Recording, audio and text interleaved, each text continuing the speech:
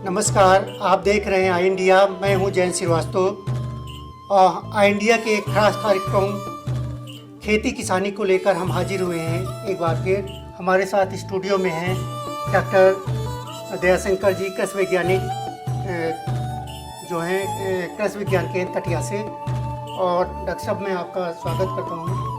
और मैं एक बार फिर ये खेती किसानी के कार्यक्रम में आप जानना चाहेंगे कि दर्शकों को बताएं कि जायद की फसलों में कि कैसे वो देखभाल करें।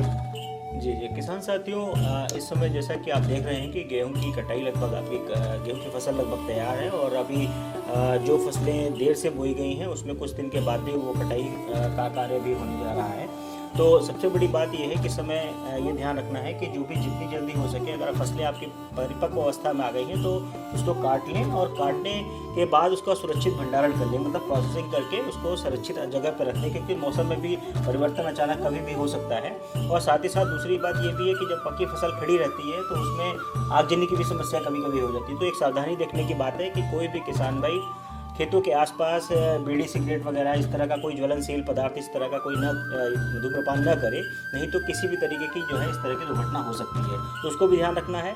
साथ ही साथ ये है कि जो हमारी जो मूंग की फसलें हैं जो है वो लगभग कुछ मूंग उड़द के किसान भाई कुछ लगा चुके हैं। कुछ किसान भाई जो है कि जो उसको काटने के बाद जो है हरी खाद में लगाते हैं या वैसे भी मूंग उड़द बोते हैं, तो वो भी क्या बोलते हैं 15 अप्रैल तक खासतौर से मूंग की बुआई अगर चाहे तो कर सकते हैं। उसमें पूसा की जो है 1641 एक वैरायटी है, उसका भी प्रयोग कर सकते हैं 24 से 25 किलोग्राम प्रति हेक्टेयर की दर से।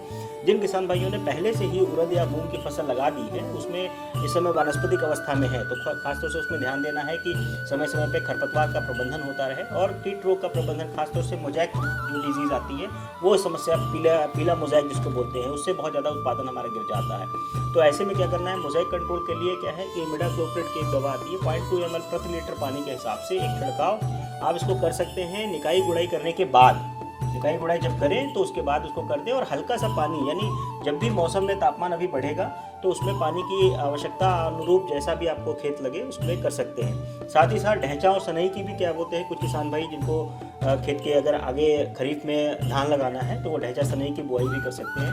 ढैंचा सनई के अगर बीज के आप बोलते हैं कि हम दर की बात करें तो लगभग 60 किलोग्राम प्रति हेक्टेयर की दर से ढैंचा को, अगर आप सनई का यूज इस्तेमाल करना चाहते हैं तो 80 से 90 किलोग्राम प्रति हेक्टेयर की दर से इसको जो है आप इसकी बुआई कर सकते हैं। और 45 से 50 दिनों के बाद इसकी पलटाई करके खेत की तैयारी कर सकते हैं। दूसरी बात यह है कि धान के पहले जो है जबकि हरी खाद लगा लें ताकि धान का उत्पादन आपका अच्छा हो सके और खेत मजबूत भी हो जाए। तो धान के लिए विभिन्न प्रकार की संकर प्रजातियां भी हैं और कुछ ऐसी हैं कि जो सुगंधित प्रजातियां भी हैं।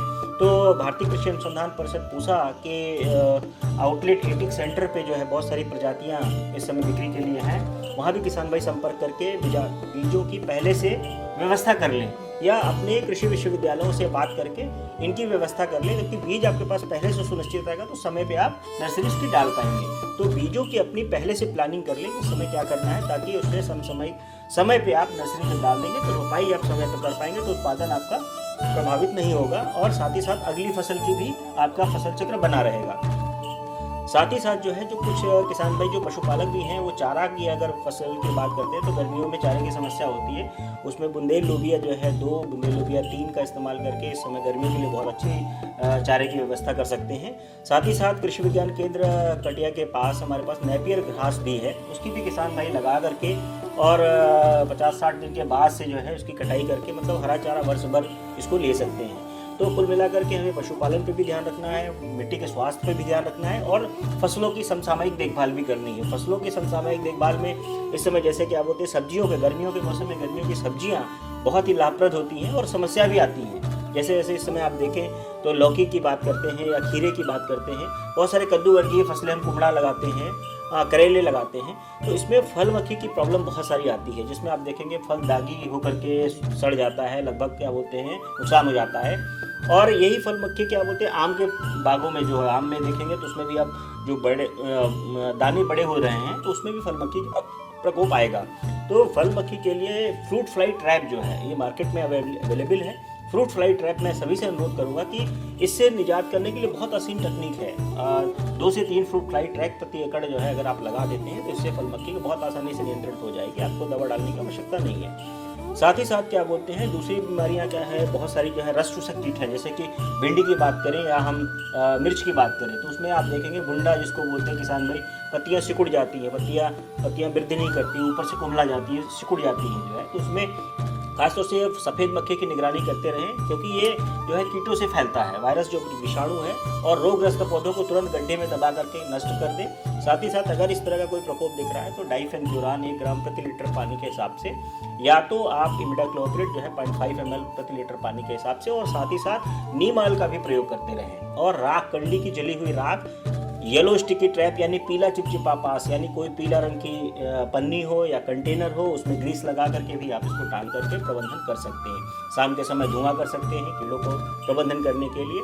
अन्य फसलें जो है जैसे आप लगा रखे हैं उसमें भी कभी कभी आप मेंथा इसमें देखेंगे, मेंथा की फसल में भी काफ़ी कीड़े लग जा रहे हैं। तो अगर सुंडी वाली कोई भी सुंडी की समस्या अगर आ रही है तो इमामेक्टिन बेंजोएट आप 10 ग्राम प्रति टंकी के हिसाब से आप जो है इसका प्रयोग कर सकते हैं। गन्ने की फसल में इस समय देखें तो गन्ने की फसल में अर्ली शूट बोरर, इसको अगेती तना भेदक कहते हैं, वो जो बाकी निकलती है जो है तने काफ़ी जो शाखाएं होती हैं सूखी मिलेंगी आपको। तो इस समय किसान भाइयों के लिए इस समय बहुत ज़्यादा उसका प्रकोप होगा। तो क्लोरांटा नीलीप्रोल दवा आप 150 ml प्रति एकड़ के हिसाब से आप इसको जो है नोजल को, ऊपर के नोजल को खोल लें और 150 ml दवा को आप घोल लें, और घोलने के बाद इसके 27 ग्लास बना लें, और एक टंकी में एक ग्लास बना करके नोजल खोलने के बाद लाइन से पौधे पे लाइन पे इसको देते रहें, और उसके बाद तत्काल इसको पानी पे लगा देंगे, तो इससे आप निजात पा सकते हैं। साथ ही साथ कुछ अन्य समस्याएं भी क्या बोलते हैं किसान साथियों को होती हैं। तो अगर कोई किसान भाइयों को किसी भी तरीके की कोई दिक्कत आती है तो कृषि विज्ञान केंद्र से संपर्क करें, किसान कॉल सेंटर पे संपर्क करें, और अलर्ट रहें, अपने खेतों की निगरानी अवश्य करते रहें। यदि आप देखभाल करते रहेंगे तो निश्चित तौर पे आपकी जो समस्याएं हैं उससे आप समय रहते निजात पाएंगे, तो आपकी समस्याएं आगे बढ़ने नहीं पाएगी। जो मार्केटिंग की व्यवस्था है उसके लिए भी रजिस्ट्रेशन आप इस समय तत्काल अवश्य करा लें। जिन किसान भाइयों के गेहूँ पक गए हैं या उनको अगेती रजिस्ट्रेशन आप करा लेंगे तो आपकी विपणन की व्यवस्था कम से कम आपके केंद्रों पे हो जाएगी। इन बातों का यदि आप ध्यान रखेंगे तो निश्चित तौर पे किसान भाइयों को काफ़ी मदद मिलेगी। और कोई डॉक्टर साहब को नई तकनीक का इस्तेमाल करना है? हाँ किसान भाइयों, इस समय अगर यदि आप देखना चाहें कि वर्मी कंपोस्ट केचुआ खाद का उत्पादन अगर आप करना चाहते हैं तो बागों का सही इस्तेमाल आप कर सकते हैं। जो आपके खाली बाग हैं, आम के बाग हैं, बीच में जो स्पेस पड़ा हुआ है, क्योंकि गर्मियों के समय में क्या बोलते हैं केचुआ पालन एक बहुत बड़ी चुनौती हो जाती है, उनको ठंडा स्थान की आवश्यकता होती है, तो बाग उनके लिए बहुत अनुकूल है। तो जो किसान भाई बागों का सदुपयोग करना चाहते हैं तो उसमें केचुआ खाद उत्पादन आप कर सकते हैं बागों के बीच में। साथ ही साथ बागों के बीच में इस समय क्या बोलते हैं सूरन, हल्दी और अदरक, इसको आप लगाइए, इसकी भी तैयारी कर सकते हैं। इसका समय आ गया है, तो आप बागों के समय में अगर आप अंतः फसल के तौर पे अधिक आय अर्जन के लिए करना चाहते हैं तो आप इसमें इन फसलों को भी लगा करके अधिक आय अर्जन कर सकते हैं। देखा किसान भाइयों, अभी डॉक्टर साहब ने बताया कि किसानों की जो है जायद की फसलों की कैसे देखभाल करें, और हम आगे भी फसलों की जानकारी के लिए नए कार्यक्रम के साथ आपके साथ उपस्थित होंगे। हम डॉक्टर साहब से विदा चाहेंगे। नमस्कार, धन्यवाद।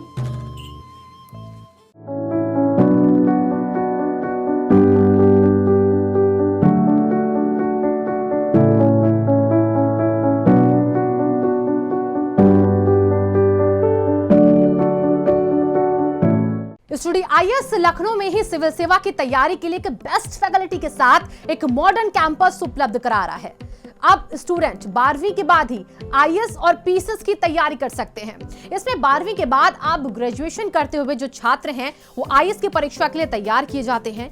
अगर आप ग्रेजुएशन कर चुके हैं तो आप हमारे स्पेशल बैच में आईएएस और पीसीएस की तैयारी कर सकते हैं। STDIS स्टूडेंट के रहने और खाने की व्यवस्था भी उपलब्ध कराता है, जिससे वो अपना पूरा समय सिर्फ पढ़ने के लिए यूज कर सके। अधिक जानकारी के लिए आप कॉल करें 9517171733 पर। खबर आपकी, नजर हमारी। देखते रहिए आई इंडिया।